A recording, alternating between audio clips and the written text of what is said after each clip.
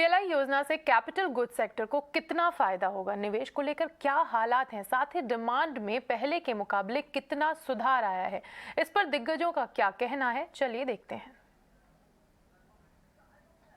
एक उम्मीद की किरण है कैपिटल गुड सेक्टर में। मैं नहीं बोलूंगा कि एक जोरदार कैपेक्स साइकिल रिकवरी दिख रही है, उसके लिए और थोड़ा टाइम लगेगा बिकॉज डिमांड एनवायरनमेंट अभी भी वीक है और कैपेसिटी यूटिलाइजेशन लेवल देखोगे ओवरऑल इंडस्ट्री का, वो अभी भी लगभग 70% के आसपास है।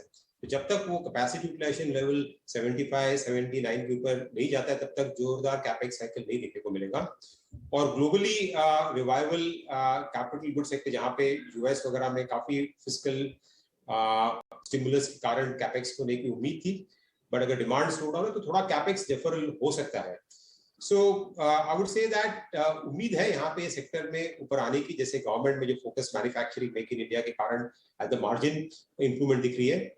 और हमें सोचना भी चाहिए कि कैपेक्स में लास्ट 4-5 साल में काफी कैपेक्स इन्वेस्टमेंट टू जीडीपी जो रेशियो है वो काफी मात्रा में नीचे आया था, तो वहां पे इतना भी नीचे आया तो यहाँ से थोड़ा it can move out. So cautiously हम लोग ऑप्टिमिस्टिक है ये सेक्टर में।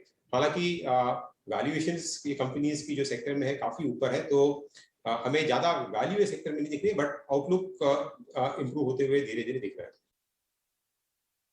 मैन्युफैक्चरिंग के अंदर आप देखिए इंडिया का जहाँ पे स्किल है और जहाँ पे इंडिया बेहतर करता है वो ऑफ कोर्स ऑटो और ऑटो एंसिलरी है।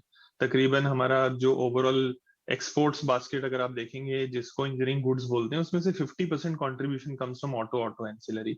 और हमारे मैन्युफैक्चरिंग लैंडस्केप जो हम अगर अब 17% ऑफ जीडीपी की बात करते हैं, उसमें से तकरीबन 45-50% is contributed bye auto ancillary.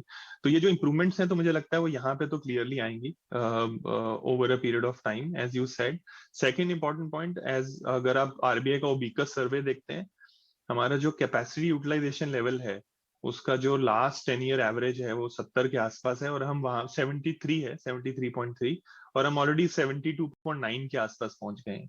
तो धीरे धीरे स्लोली स्टेडली आपने ये बहुत अच्छे इंपॉर्टेंट ये चेंज की बात करी। ये क्या लॉन्ग टर्म बोरिंग चेंजेस हैं, इसके बारे में ज्यादा लोग बात नहीं करते, लेकिन ये जो चेंजेस हैं धीरे धीरे दे आर इंचिंग अप, और मुझे लगता है अगले 1 से 2 साल में ये अपनी एवरेज के ऊपर चला जाएगा कैपेसिटी यूटिलाइजेशन रेट।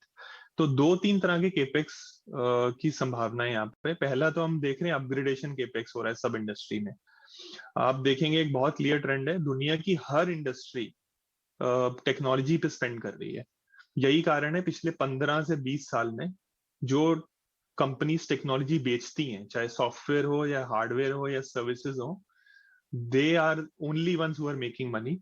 वही जो है उन्हीं की अर्निंग्स बढ़ रही हैं, और बाकी सारे सेक्टर जो हैं वो उन्हीं को कंट्रीब्यूट कर रहे हैं।